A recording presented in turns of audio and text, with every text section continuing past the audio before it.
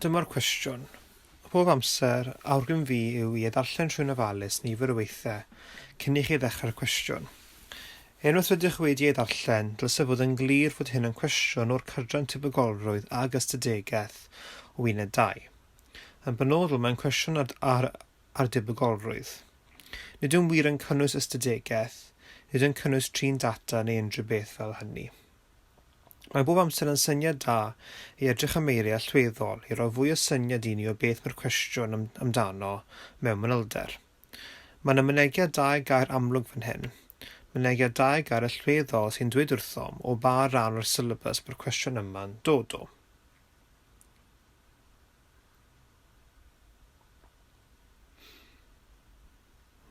Felly mae'r cwestiwn yma'n amdano dosraniad binomial.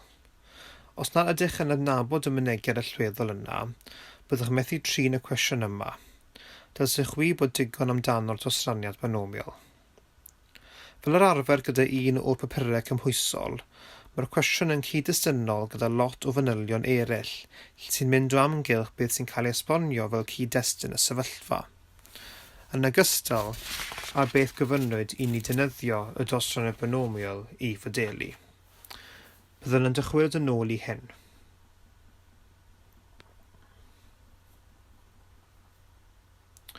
Y peth allweddol arall dylsech fod wedi sylwi ar yw hwn. Gyfynwyd i ni darganfod tebygolrwydd. Mae hyn yn helpu i ni adnabod beth gyfynwyd i ni gwneud, beth gyfynwyd i ni cyfrifo yn y cwestiwn. Rydyn yn mynd i dechrau gan talu sylw i agwedd modelu y cwestiwn. Felly cuddiaf ran A, B a C o'r cwestiwn, lle gyfynwyd i ni cyfrifo pethau.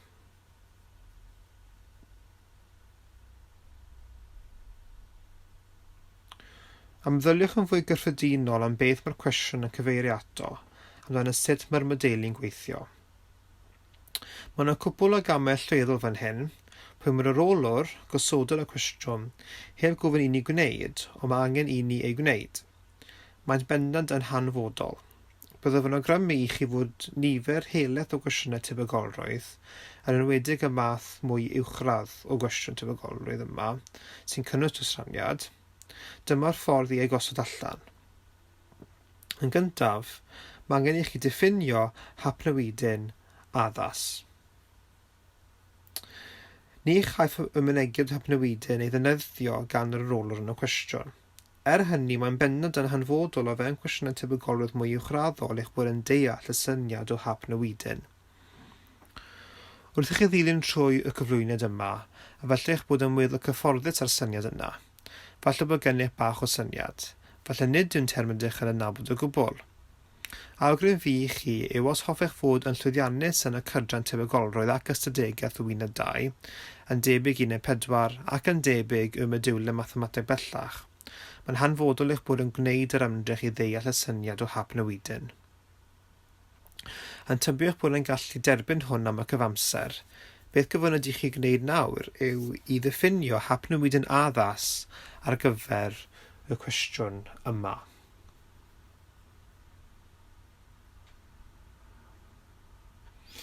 Gan ddiffinio, golygu mae angen i ni ddefnyddio ffurf o eiriau. Galwn y hapnewidyn yn X. Gallwch chi alw unrhyw llythyren o rwyddor. Mae X yn dywys aml a synhwyrol. Nodwch yn y cynllun marcio defnyddiwyd prif lythyren E oherwydd y nifer o wallau neu errors yn Saesneg yw'r hapnewidyn. Eto, os ydych yn deall digon am hapnewidynau, byddwch yn gwybod bod angen i chi ddefnyddio prif lythyren i ddynodi hapnewidyn. Os mae'r system yma o bryd i ddefnyddio llythyrennau mawr a bach yn ychydig yn ddryslyd i chi, o fewn y ran yma o tebygolrwydd, mae hyn fel arfer yn dangos eich bod heb deall yn llwyr y syniad o hapnewidyn. Felly parhawch i feddwl am hwn. Pam defnyddio'r prif lythyren fan hyn? Felly yn meddwl am beth ydy ein hapnewidyn yn mynd i fod, mae'r geiriau sydd angen arnom yn cael eu cuddio o fewn y cwestiwn.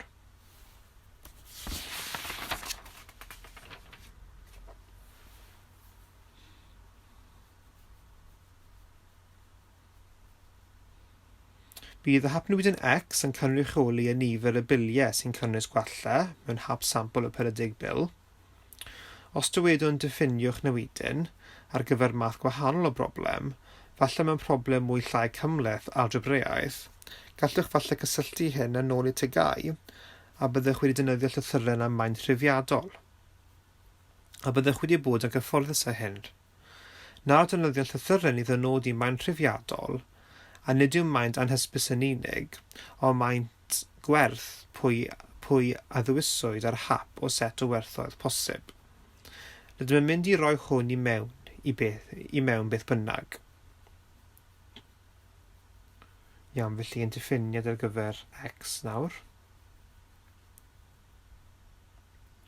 Felly dyma credaf beth dylswch ysgrifennu fel y llinell cyntaf o unrhyw cwestiwn fel hwn. Diffiniwch hapnewidyn addas, gadewch chi x fod yn hafal i ac yn y blaen. Mae angen arnom y rhif 40 fan hyn. Mae hyn yn parametr allweddol o'r problem. Y rhif 40, mae'n y 40 bil, yn sefydlog trwy gydol y cwestiwn. Mynegir allweddol arall fan hyn, ac eto roddwyd hyn i ni yn y cwestiwn, yw ar hap neu hap sampl. Dyna beth sy'n gwneud i x fod yn hapnewidyn. Os cymeraf fi'n sampl penodol y 40 bil, bydd yna nifer sefydlog o nhw'n cynnwys gwalle, gall fod yn 5, 10, beth bynnag, ni fydd hynny'n hapnewidyn. Dynoddir syniad o hapnewidyn fan hyn yn bod yn cymryd hap sampl o 40 bil. Os cymeraf hap sampl arall o 40 bil, bydd y gwerth o x yn rhif gwahanol. Os cymeraf sampl arall o 40 bil, gall x fod yn rhif gwahanol eto. Felly x, nid yn unig ydw'n anhysbys, mae newidyn anhysbys, hapnewidyn. Felly y cam allweddol nesaf, a cadw'n hwn o dan y rhan cam 1 oherwydd mae'r dau peth yma'n mynd gyda'i gilydd. Y peth allweddol nesaf i'w wneud yw i adnabod dosraniad x. Unwaith rydych wedi penderfynu ar beth yw'r hapnewidyn o fewn cwestiwn penodol, mae angen i chi adnabod y ddosraniad. Yn dibynnu ar lefel y cwestiwn, gall hyn fod yn syml o'r cwestiwn, neu gall hyn fod wedi ei guddio wrthoch yn weddol da, ac un o darnau anoddach y cwestiwn yw i falle adnabod pa dosraniad a ddisgrifiwyd. Yn y cwestiwn yma, mae'n ffodus i ni. Dywedwyd wrthom yn glir pa fath o ddosraniad sydd gan x. Mae gan y dosraniad binomial. A beth dylswn gwneud ar y pwynt yma yw i ysgrifennu y datganiad yma i lawr, yn defnyddio nodiad mathemategol addas. Byddai'n edrych fel hwn.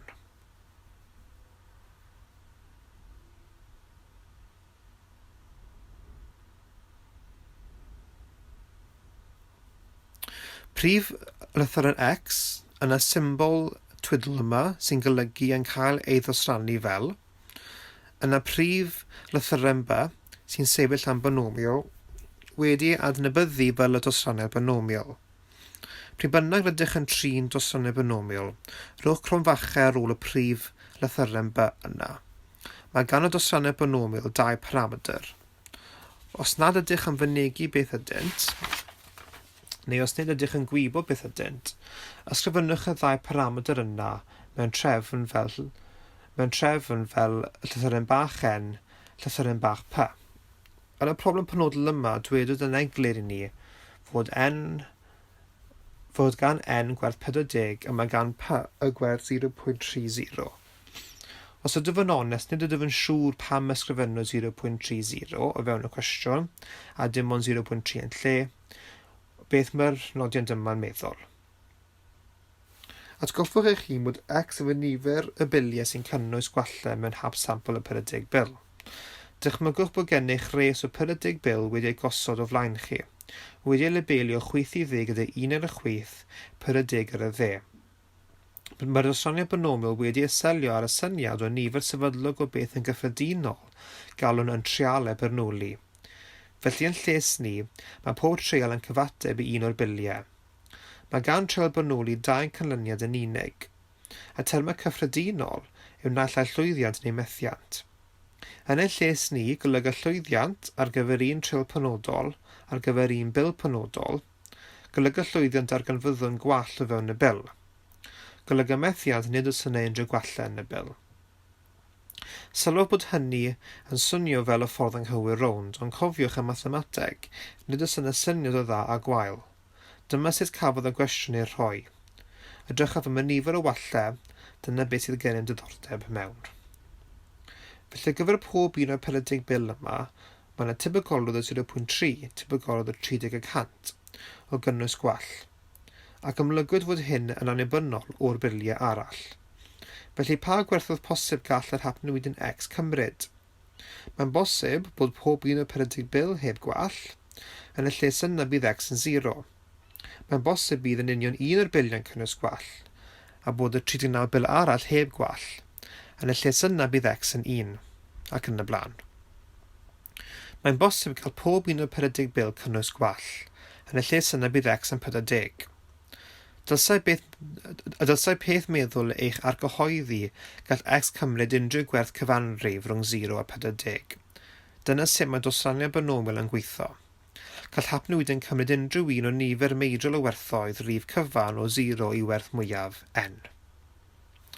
Y paramdr allweddol arall yma, y p, y paramdr tebygolrwydd, dywedwch hwnna wrtho bod tebygolrwydd o lwyddiant ym mhob un o'r trialau yma.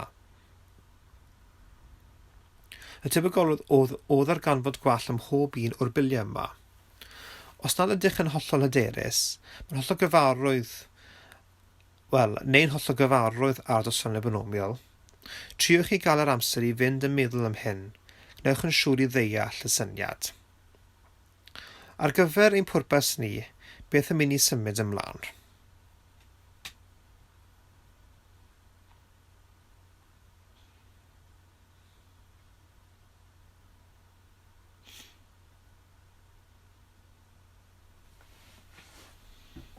Iawn, felly fi jyst mynd i chwilio ar y rhan nesaf fi moyn ystyried. Felly beth yn mynd i cyfrifo pe tebygolrwyddau fel gyfynwyd ni yn y cwestiwn. Byddaf yn ail trefnu y sgrin fan hyn. Nawr ydyn yn ffocysu ar ran A o'r cwestiwn. Yn y top ar y dde fyna gallwch weld fy mod wedi copio i lawr y dosraniad o x. Dim ond i atgoffa ein hun o sut yn union caiff x ei ddosrannu, a beth yw gwerthoedd y paramedrau n a p. Felly ni fyddwn yn anghofio. Ar eich dudalen chi, mae hyn siwr o fod o'ch blaen yn barod. Cyfyn ar ran A'r cwestiwn beth yw tebygolrwydd o fewn y hap sampl yma o 40 bil roedd 10 ar y mwyaf o'r biliau yn cynnwys gwallau. Mae'r nodwedd allweddol o ran yma o'r cwestiwn fan hyn. Mae angen i ni ddeall y mynegiad 10 ar y mwyaf. Mae hyn yn math nodweddiadol o fynegiad byddwch yn gweld mewn nifer o gwestiynau tebygolrwydd. Cewch feddwl amdano. Os oes angen, rewch y fideo. Yn hytrach na i weld o fateb i, cewch feddwl am beth golyga 10 ar y mwyaf. Hoffwn i chi feddwl am gyfieithu o eiriau i nodiant mwy symboledd mathemategol.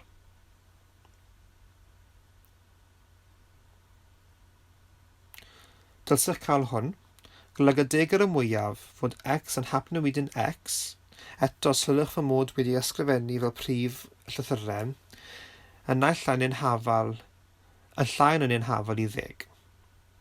Golygwn gan hwn cymera x un o'r gwerthoedd 0, 1, 2, 3, 4, 5, 6, 7, 8, 9 neu 10, a dim gwerth arall. Felly y tebygolrwydd o x yn llain yn hafal i 10. Ar y pwynt yma, dyna gyd mae rhaid i ni gwneud yw cyfrifo y tebygolrwydd. Mae yna 3 ffordd safonol o wneud hyn. Byddaf yn ei roi i chi yn dechrau ar un rwyddach a'n gweithio tuag at yr un sydd yn mwyaf feichus. Y ffordd mwyaf syml a'r ffordd bydd yr arolwr siwr o fod yn hoffi neu bydd well ganddynt i chi ddefnyddio yw i ddefnyddio eich cyfrannell. Felly beth yn mynd i tybio bod gennych y fath o gyfrannell maent yn argymell? Fallai'ch bod yn hyderus yn defnyddio eich cyfrannell yn barod.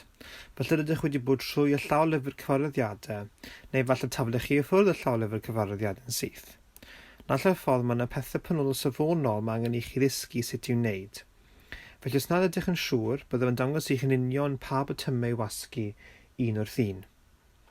Os mae'n helpu, falle byddwch yn hoffi rewi y fideo ar y pwynt yma, rôl y cyfrannell yn barod, a gwneud yn union beth sydd i ddod nesaf. Mae'n flin gen i am ddweud yr amlwg, ond dwedais wrthych byddaf yn dweud yn union pa botymau i wasgu, felly'n angenrheidiol yw i wasgu y botwm on, i'r droi y cyfrannell arno. Yna gwasgwch y botwm menu sydd yn syth i'r chwith o'r botwm on, byddwch yn gweld nifer o opsiynau ar y sgrin, gallwch srolio trwy nhw yn defnyddio y cyrchwr y cursor yn Saesneg. Neu gwasgwch y digid 7 ar eich pad i optio ar gyfer opsiwn rhif 7 o restr opsiynau, sef distribution neu dosraniad yn Gymraeg. Ar y sgrin nesaf, credw i fod yn rhoi 4 opsiwn i chi. Nid ydych eisiau y 4 opsiwn yma, mae angen i chi defnyddio'r allwedd cyrchwr i lawr. Mae hynny un o'r 4 allwedd cyrchwr sydd ar dop y cyfrannell. Bydd hynny'n rhoi restr arall o opsiynau i chi sydd ar rwy'n credu 3 opsiwn. O'r opsiynau yna, dywyswch opsiwn rhif 1, binomial cyda, lle dim ond teipio y rhif 1. Mae cyda fan hyn yn sefyll am cumulative distribution yn Saesneg neu dosraniad cronos yn Gymraeg. Y gair allweddol yw cumulative neu cronos. Mae'n opsiwn safonol arall ar gyfer y binomial, ond nid ydyn ei eisiau. Cronos yw yn union beth ydyn eisiau fan hyn, byddai'n achub ni lot fawr o waith. Nesaf mae gennych 2 opsiwn a'r un ydych am gael yw variable neu newidyn yn Cymraeg. Yna byddwch yn gweld sgrin bach a fydd yn eich gadael i mewnbynnu 3 gwerth rhiffiadol. A'r gwerthoedd rhiffiadol yma yw y gwerth o x, y gwerth o n a'r gwerth o p.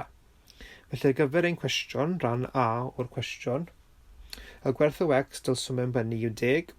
Edrychwch chi o dan fy ymhennawd cam 2 uchod yng nghanol y sgrin tuag at y top. Mewn bynnwch 10 fyna ac yna yn hafal i. Ar y sgrin cyfrannell mae i weld i fod yn llythyren bach x. Nesaf byddai'n eich srolio i lawr i'r res nesaf ar yr arddangosiad. Yn eithaf fod yn bennod yn ffodus defnyddio dy prif lythyren n fan hyn, lle dylsw defnyddio y lythyren bach n. Dim ots. Felly hoffwyd i ni mewnbynnu ar rhif 40 oherwydd dyna y paramdr n yn ei dosraniad binomial. Ac yna eto gwasgwch yn hafal i. Yna bydd y cyrchwr yn sgrolio i lawr i p, a fel gallwch weld eto a top dde o ein sgrin yn y coch fan hyn, dylsai p cymryd y gwerth 0.3. Ac yna gwasgwch yn hafal i fewnbynnu hynny. A credaf os gwasgwch yn hafal i mwy tro, bydd yr ateb yn ymddangos ar eich sgrin cyfrannell. Os dilynwch yn union y camau yma, credaf dylse'r ateb ar eich sgrin ar y foment fod y rhif degol hir yna. Os nad ydyn hynna, eto, gryma fi chi rewi y fideo ar y pwynt yma a gweld os gallwch ailadrodd y camau o'r dechrau i gael y rhif yma. Rwy'n weddol hyderus mae hyn yw'r ateb iawn. Fel ar arfer, gyda cyfrifiannell efo cwestiynau tebygolrwydd, mae'n rhif degol od erchyll. Byddwch synhwyrol a'i dalgrynu ychydig i roi ateb. Mae lan i chi, 3 lle-degol, 4 lle-degol. Eto, mae edrych gloi ar y cynllun marcio yn awgrymu bod 3 lle-degol yn iawn, ond maent yn agored i 4 lle-degol. Felly beth yn mynd i fynd un yn well a'i adael fel 4 lle-degol.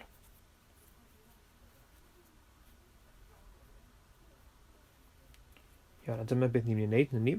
Felly dylswn cael yr ateb o tebygolrwydd a gyfynwyd yn ran A o 0.3087. A grymas i chi bod yna 3 ffordd o wneud hyn. Felly y ffordd cyntaf ar un mwyaf effeithlon neu i ddefnyddio eu cyfrannell. Yr ail ffordd, ac yn dibynnu ar ba mor hyderus ydy gyda cyfrannell, mae wedi'n bosib byddwch yn gweld yr ail ffordd yn mwyaf effeithlon falle, a mae hynny i ddefnyddio tablau ystadegol. Iawn, felly byddai yn tynnu lan y tablau nawr.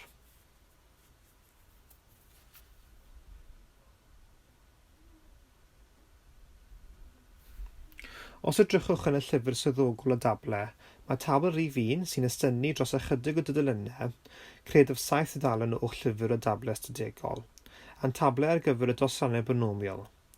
A chaiff ei dorri i lawr i dablau gwahanol a cynnig tablau gwahanol, gwerthoedd gwahanol ar gyfer n. Felly mae angen i chi fynd trwy eich llyfr o dablau ystadegol a darganfod y tabl sy'n gyfateb i n yn hafal i 40. Caf i ysgrifennu fyna tuag at yr ochr llaw chwith o'r tabl. Caiff ei ychwaleio yn coch fyna. Ar gyfer n yn hafal i 40, ro'r colofnau gwahanol o'r tabl i mi eto dosraniadau binomial gwahanol i mi ar gyfer gwerthoedd gwahanol o p. Eto, edrychwch ar y top dde yn y ffont coch ein gwertho P yw 0.3. Mae'r tablau yn mynd lan hyd at 0.5 yn y colofnau yma, ond rwy wedi torri allan y ran o'r tabl sydd angen arnom. A'r gwerth o x yn y colofn ar y chwith eithaf yna o'r tabl, dyna'r gwerthoedd o x fan hynny. Felly gallwch chwilio am x yn 0, x yn 1, x yn 2, a chofiwch yn wir golygu'r tabl dosraniad cronos. Felly beth sydd gen i yw x yn llain yn hafel i 0, x yn llain yn hafel i 1, llain yn hafel i 2, ac yn y blaen. Edrychaf ar y res gwaelod yna yn llain yn hafel i 10, y gwerth tebygolrwydd mae angen i fi pigo allan yw hwnna. Fel gallwch gweld. Yn ffodus, cytuna hyn gyda fy nghyfrifiannell sydd bob amser yn neis i weld.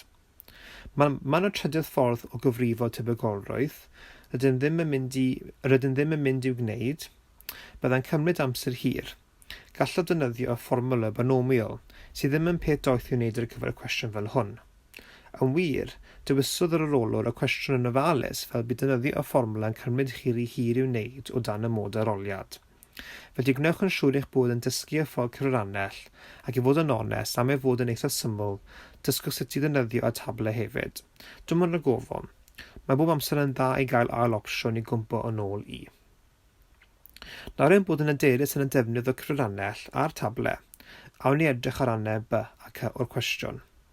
A byddwch yn gweld caiff y cwestiwn ei osod mewn ffordd bach yn wahanol. Ond y llinell gwaelod yw cyfrifo tebygolrwydd. Bydde dim ond yn cynnwys defnyddio cyfrifiannell neu defnyddio y tablau. Felly beth yn mynd i edrych ar ran B? Y mater allweddol fan hyn yw gyfynod i ni cyfrifo a tebygolrwydd fod y nifer o filiau yn cynnwys gwallau yn o leiaf 15. Felly dim ar mwyaf tryma, mae yn o leiaf. Eto, hoffwn i chi feddwl amdano beth golygu hwn. Os oes angen, rewch y fideo, beth o safon mathemategol mae o leiaf 15 yn meddwl. Felly x yn cymryd y gwerthoedd o leiaf 15. Sut ydych yn ysgrifennu hwn mewn nodion mathemategol? Beth bydd yr anafaledd yn edrych fel?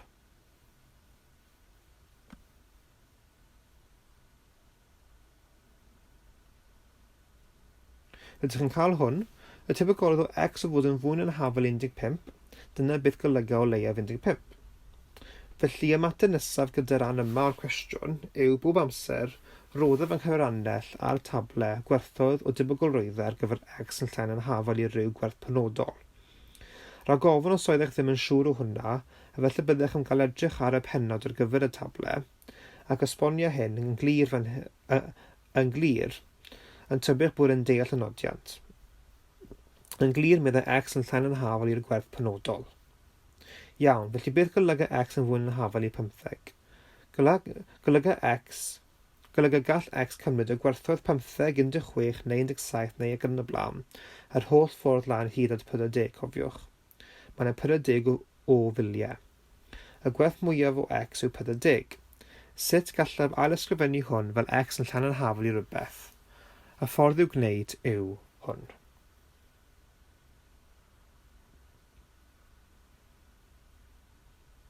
Mae'r tebygolrwydd o x yn fwy yn hafel i 15, yr un peth a un tynnu i ffwrdd y tebygolrwydd o x yn llain yn hafel i 14. Yn geiriau arall, y datganiad gwrthdrwy x i fod yn o leiaf 15 yw x ar y mwyaf 14. Felly'n gwybod bod tebygolrwyddau cyflenwol yn adio i 1, gallaf ddefnyddio y fformiwla yma. Eto, os nad ydych yn siŵr am hyn, rewch y fideo ar y pwynt yma, cewch feddwl amdano. Mae hyn yn peth safonol. Bydd bron yn sicr o droi lan yn eich aroliad ar ryw pwynt. Y peth syml o tebygolrwyddau cyflenwol yn adio 1, wrth gwrs. Rydych yn gyfarwydd iawn a o tygau. Rydych yn gyfarwydd o hwnna o tygau. A fan hyn caiff ei ddefnyddio mewn cyd-destun bach mwy uwchraddol o'r dosraniad binomial. Unwaith rydym wedi adnabod ar hyn, mae'n rhwydd nawr. Gallaf ddefnyddio fy nghyfrifiannell i gyfrifo y tebygolrwydd yna, y tebygolrwydd o x yn llain yn hafel 14. Nid ydw yn mynd i ddangos i chi eu cam eto. Os oes angen i chi gweld nhw eto, sgroliwch y fideo nôl ychydig. Edrychwch ar sut mewn bynnais i mewn i fy nghyfrifiannell, ond y tro yma, nid yw'r gwerth o x pan yn bennu i mewn i'r cyfrannell yn 10, mae'n 14.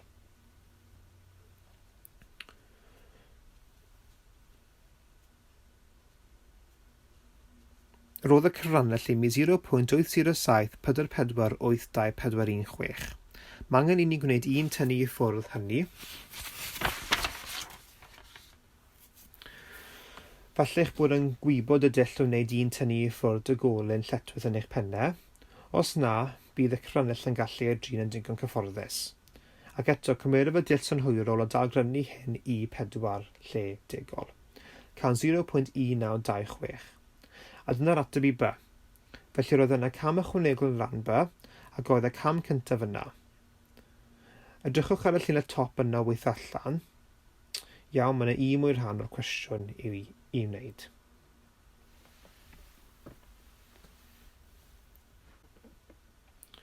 Rhan C. Eto gallwch weld fod yn cwestiynau fwy o fanylder eto, mae yna mwy o eiriau. Ac os allynnwch trwyddo yn y fales yn edori i lawr, byddwch yn gweld ei bod wedi cynnwys o leiaf ac ar y mwyaf. Felly o leiaf 6 bil ond ddim mwy nag 18 bil. Beth golyga hyn yn hermau x?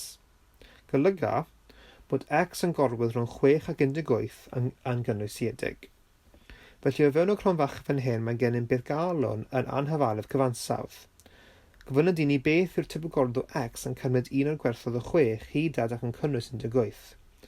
Eto ni fydd y cyfrannell yn dweud hwn wrthom yn uniongyrchol. Felly mae rhaid i ni defnyddio yr agwedd dosraniadau cronos. Mae rhaid i ni trawsnewid hwn rhyw ffordd i mewn i tebygolrwydd o x yn llan yn hafol i ryw gwerth neu gwerthoedd. Felly golyga rhwng 6 a 18, i fyny at 18, ond ddim i fyny at 5. Felly eto, cewch feddwl am hyn. Mae'r tebygolrwydd fod x yn gorwydd rhwng 6 a 18 yn gynwysiedig, yn hafol i tebygolrwydd fod x yn llain yn hafol i 18, minus y tebygolrwydd o x yn llain yn hafol i 5. Cewch feddwl am ba gwerthoedd o x caiff ei disgrifio ar yr ochr llaw dde fyna. Dylswch adnabyddu ei bod yr un peth yn nhw ar ochr llaw chwith. Felly eto, cymrydwch eich amser i feddwl dros hyn. Gnewch yn siŵr eich bod yn deall oherwydd mae hyn yn union y fath o gwestiwn sydd bron bob amser yn troi lan. Mae yna ran A, ran B a ran C. Mae ran A i fod yn symbol, a wedyn gyda rannau B a C mae angen i chi gwneud bach yn ychwanegol. Unwaith ydych yn hapus a'r tynnu i ffwrdd yna, gallwn mynd a chyfrifo y ddau tebygolrwydd yna ar yr ochr llaw dde, gan ddefnyddio y ffwythiant yna ar ein cyfrannellau. A chawn y ddau rhifau degol erchyll yma. Gan ddefnyddio cyfrannell, gallwn tynnu rhain i ffwrdd. Cawn y rhif degol erchyll yma fel yn ateb. Ac eto, am ei fod yn dda i wneud, talgrynnon hwn i nifer synhwyrol o lyfr degol. A dyna fe, dyna'r ateb i ran C o'r cwestiwn.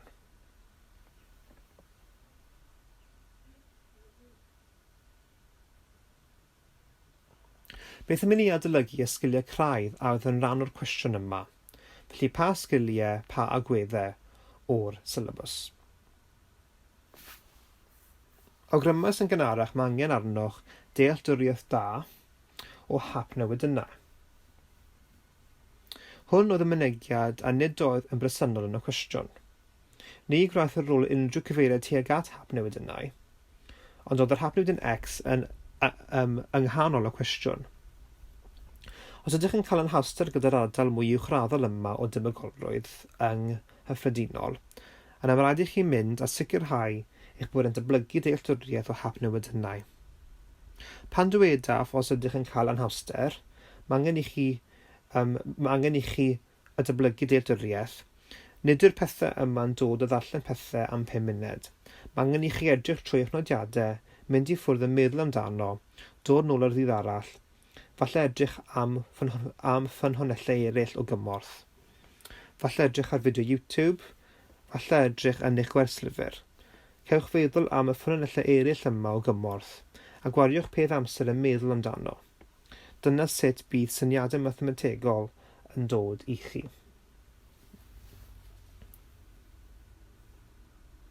Yn y cwestiwn yma, roedd gan yr hapnewidyn roedd yn drinau dosraniad binomial. Mae gan pob hapnewidyn o fewn rhyw cwestiwn dosraniad penodol. Mewn rai cwestiynau, gyfyned i ni adnabod y dosraniad am ein hun. O fewn cwestiynau eraill fel yr un yma, dweud yn glir i ni beth yw'r dosraniad. Felly oherwydd dweud wrthom fod yn dosraniad binomial, mae angen i ni gwybod pethau penodol am y dosraniad binomial. Mae angen i ni gwybod y priodweddau sylfaenol am y dosraniad binomial. Ac yn bwysig, mae angen i ni gwybod sut i gyfrifo y tebygolrwyddau ar gyfer y dosraniad binomial. Eto, os gallwn dim ond cymryd cam yn ôl a meddwl yn hermau mwy cyffredinol, meddyliwch am fodelu. A mae hyn yn mynd ar gyfer y cwestiynau mathemateg ymhwysol i gyd. Os ydyd yn tebygolrwydd ac ystadegau, neu os ydyd yn mecaneg, hoffer yr olwr i chi ddangos pell dealltwriaeth o'r syniad o fodelu. Os ewch yn ôl i ein cam 1, lle fe wnaethon gweithio trwy y problem penodol yma, y dau peth cyntaf fe wnaethon gwneud oedd i ddiffinio hapnewidyn ac yna adnabyddu ei ddosraniad. I fi nhw oedd y cam modelu allweddol. Felly pan siaradaf am strwythuro eich atebion, dyna beth golygaf. Yn ysgrifennu y ddau camynau lawr, yn syth ar y dechrau, gall y rolwr yna gweld bod y disgybl yma'n deall modelu ac yn deall beth gyfynod iddynt i'w wneud. Os nad ydych yn gwneud y pethau sylfaenol yma, yna byddai'n edrych fel eich bod yn dechrau yng nghanol cwestiwn rhyw ffordd. Eto, efallai fod i weld yn anheg, a felly ni fydd y rolwr yn rhoi marciau i chi am peth o'r strwythurau sylfaenol yma awgrymaf i chi. Ond mae'n gyd am ddatblygu eich dealltwriaeth a chyfleu y dealltwriaeth yna i'r arolwr.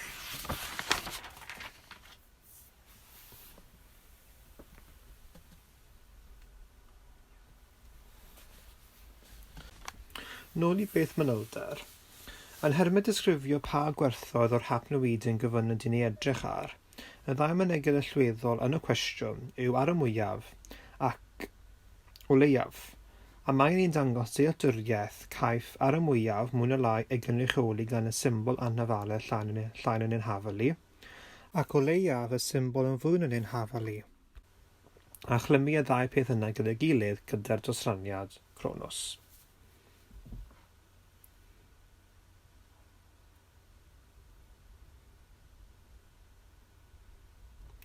Wrth gwrs, roedd defnydd o gyfrannell yn hanfodol fan hyn, yn benodol fe wnaethon defnyddio y cyfrannell i gyfrifo tebygolrwyddau binomial. Eto, os oes angen, ewch yn ôl a chewch edrych yn eich llawlyfr cyfrannell, beth bynnag sydd angen i chi gwneud.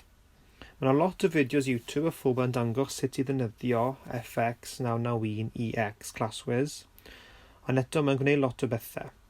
Felly peidiwch mynd yn rhy bell, peidiwch dysgu sut i wneud pob peth ystadegol posib.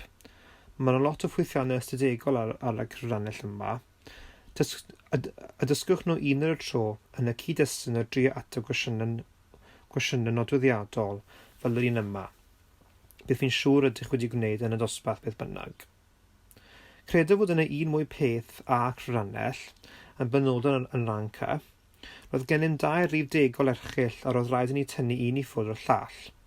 Cewch feddwl am ddefnyddio o ffwythiant cof ar eich cyfrannell. Mae bob amser gen i bach o syndod pan meddwl disgyblion nid ydyd yn gwybod sut i ddefnyddio o ffwythiant cof ar eich cyfrannellau. Mae'n rhwydd.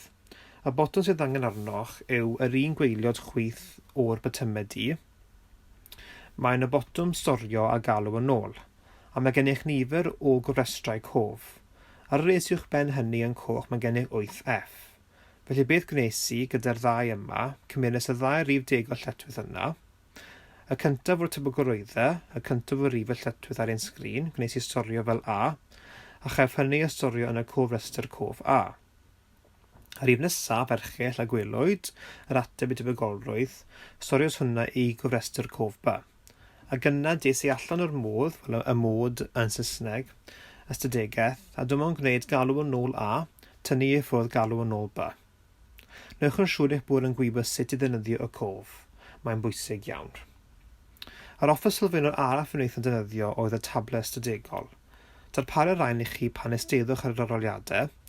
Union fel y cyfrannell, gnewch yn siŵr i a gyfarwyddo eich hun gyda'r tablau cyn yr aroliad. Na ydych chi wedi gweld o'r blaen heb ddefnyddio'r blaen, yn yna nid oes yna unrhyw pwynt yn nhw yn bod ar eich desg yn yr aroliad. Ni fyddwch yn gwybod sut i ddefnyddio, diolch yn gyfarwydd â nhw.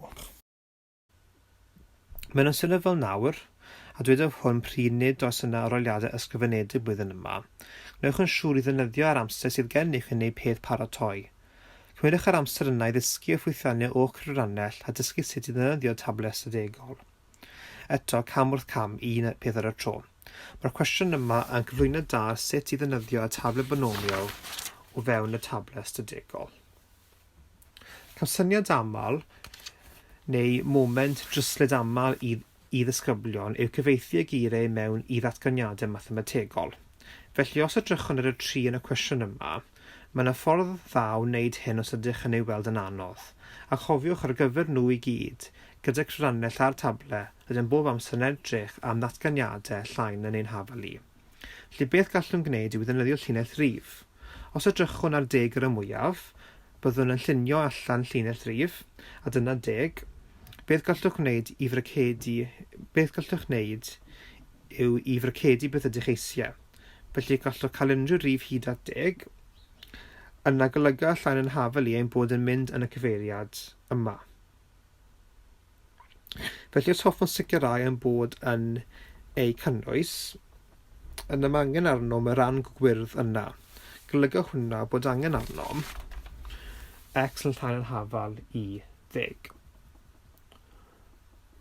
A gyfer yr ail un, edrychwn am o leiaf 15.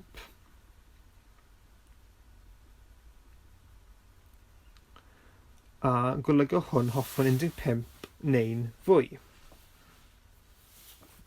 Does dim rhaid i ni mynd yr holl ffordd lan i 40, mae lan fyna rywle, ond agosod y diagram yna beth ydyn yn edrych am. Yn yr atebion i'r gwestiynau, caiff ei gyfeirio ato ein bod yn mynd i ddefnyddio un tynnu i ffwrdd. Y reswm hyn yw, mae'r tebygolrwydd o 0 neu 1 neu unrhyw beth hyd at 40 o wallan digwydd yn hafal i 1. 1 yw y tebygolrwydd o sicrwydd, a mae'n sicr o wybod mae yna dim ond 40 bil, fod naill dim o'n nhw, 1 o'n nhw, 2 o'n nhw ac yn y blaen yr holl ffordd lan i 40 yn mynd i gael gwall. Felly os hoffwn gael fod un o'r canlyniadau yna'n digwydd, yna mae hynny'n sicr. Y ran yma, felly yr holl ffordd hyd at y diwedd, y tebygolrwydd o hwnna yw 1. Oherwydd yn sicr bydd un o'r pethau yna'n digwydd.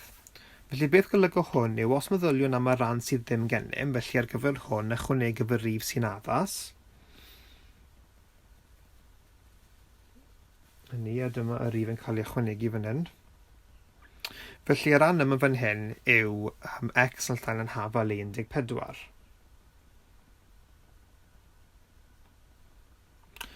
A ran yma fan hyn yw x yn fwy yn hafal i 15.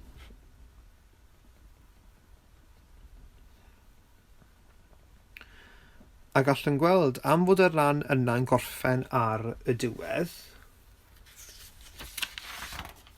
gallwn yna gweld fod y tebygolrwydd o x yn fwy yn hafal i 15. Yn adio i'r tebygolrwydd o x yn llain yn hafal i 14 yn hafal i 1, sydd yna'n rhoi i ni beth sydd angen arnom i wneud, sef i weld fod y tebygolrwydd o x yn fwy yn hafal i 15 yn hafal i 1 tynnu i ffwrdd y tebygolrwydd o x yn llain yn hafal i 14. Nawr ar gyfer y ran olaf, lle mae gennym o leiaf 6 ond ddim mwy nag 18, pan llunio neu'n llinell rhif, felly mae 0 a 40, a mae gennym 6 rhywle, a mae gennym 18 rhywle.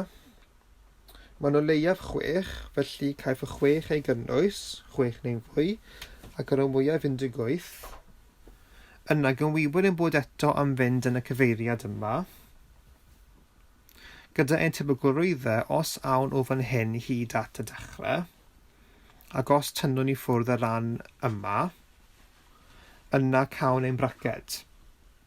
Felly y ran yma yw x yn llain yn hafal i 18, y ran yma yw x yn llain yn hafal i 5, A dyna pam cawn bod y tebygolrwydd o x yn gorwydd rhwng 6 ac 18 yn gynwysiedig.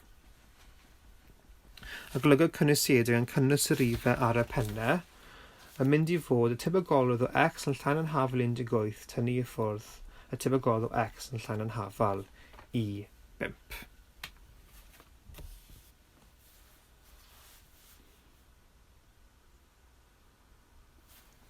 Yn gyflym, edrychwn yn gloi ar sgiliau ehangach wedi gysylltu â'r cwestiwn penodol yma. Awgrymais hyn yn barod, ond mewn peth cwestiynau fwy anodd, ca sefyllfaidd ei ddisgrifio i chi lle mae lan i chi i adnabyddu beth yw'r hapnewidyn, ac i adnabyddu beth bydd dosraniad yr hapnewidyn yna. Yma, cofiwch, dwedwyd wrthom fod gan yr hapnewidyn dosraniad binomial. Fel yn siŵr chi'n ymwybodol o, mewn gwestiynau eraill, mae gan hapnewidynau dosraniadau arall, ac efallai caiff ei